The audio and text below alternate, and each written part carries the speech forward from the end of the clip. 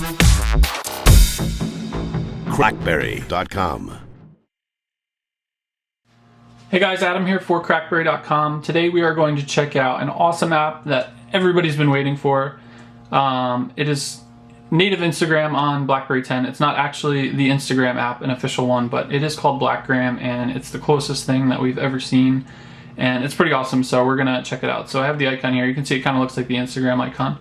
Obviously, it's a little bit different, but once we fire up the app, you know, you have, it's got BlackGram up top there. It looks just like Instagram.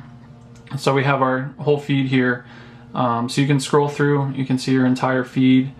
You know, if you want to like pictures, which I did accidentally there, you can do that. You can comment on pictures.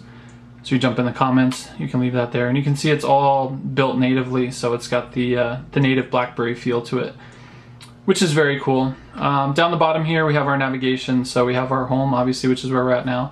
There's an explore button, which we can jump right into, so you can just, you know, check out the random pictures. Over here we have a news tab, which is kind of local to BlackGram. We'll get into this more in a second, but there's a little news tab here, which assuming the developer is going to throw updates in. And then we have our history here, which is where your pictures go after they've uploaded, or while they're uploading. So there's one catch here, which we'll show you. When you go to do a picture, it actually does everything on the server side, so it doesn't actually apply your Instagram filters here on the device. So we'll go ahead and take a picture of my bold here. If we can, I'll jump out for a second and we'll snap it. Okay, so we got that picture, and then you're gonna see it pops up, and it kind of brings you into the BlackBerry 10 photo editor. So you can go ahead and throw on, you know, any edits that you want to do here, filters or anything. But if you don't want to do that, you can just hit cancel. And then you'll see you have your Instagram filters here. So the one catch, you know, is when you tap a filter, it's not going to do it on your photo right on the device. You're not going to be able to see it. So it's kind of a drag, but you know, the good news is that all the filters are here. And if you've used Instagram enough, you kind of know which ones you like and which ones you don't. So it's just, unfortunately, one of the drawbacks. So we'll go ahead and pick a filter. I'm going to go with 1977. And then we tap our little next button here. And you can see it's super quick. I mean, it jumps right around. And then you want to put a caption in there. We'll just do this one as a test. And we'll go ahead and hide the keyboard. And then you have your publish button down the bottom here. There's also a more tab, which just brings you back to the home screen if you want to get out. So that's that. But if we go ahead and hit publish, then you can see it's uploading. And it's going to tell you that it's added to the queue. So this is where the server side comes into effect. So what the app itself does, it actually does all the processing on a server, and that actually encodes the photos so that Instagram doesn't realize that they're not coming from an official app, which is good because hopefully they won't catch on to it for quite a while. But then your photos aren't going to go on instantly, which is kind of a drag in some cases, but I found them to be pretty quick. So they take around 1 or 2 minutes, and you'll see here, this is under that news tab where your history is that they're going to upload. So we'll jump back to the home screen.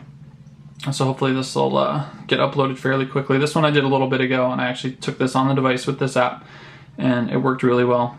So you can see it's got a little glitch there where you can kind of slide it to the side. But overall, I mean, it's super smooth. Like I said, it looks just like Instagram, and it's pretty amazing. And we have the profile one over here, which I didn't show before. So this one just kind of shows all your regular pictures, and you can actually edit your profile photo from the app too, which is cool. But these are all my photos. You know, and you can jump into each one and see it. You can view your likes and comments and all that good stuff. And we'll wait a second for this guy to upload, hopefully. Here you can clear your completed ones too, so the one that I had in there before jumps out. And we'll go back home. But overall, I mean, this is awesome. It is a paid app, unfortunately, but that is to support the cost of the server, which, you know, does a lot of the heavy lifting on the app itself. So it's the price we have to pay, but it's you know, it's totally worth it. It's the native Instagram experience, and I'm sure the developer is going to stick with it and kind of give us a lot more to work with at some point. You know, it kind of hung up on me there for a second, but you know, it definitely beats side loading, and it's overall a great experience. And we'll see if my photo is going to make it or not. Okay, so we're still in the queue there, but it should be about 2 minutes now, so we'll jump back to the home screen. And you can see once it loads up, there's my sideways, crappy looking photo, but that's what Instagram's for, crappy looking photo. So you can see it uploaded, and if we jump back into the news here, it doesn't say that it was uploaded yet, but obviously it is. So that one's in my home feed. So I was, give or take 2 minutes, jump there for the sake of the video, but it's up there. You know, people can see it, just like I did this one earlier, and you know, I have people comment on it. So it's good to go. But that's it. That is BlackGram for BlackBerry 10. It's a native Instagram experience. You should definitely go get it. Stop complaining about Instagram because this is where it's at.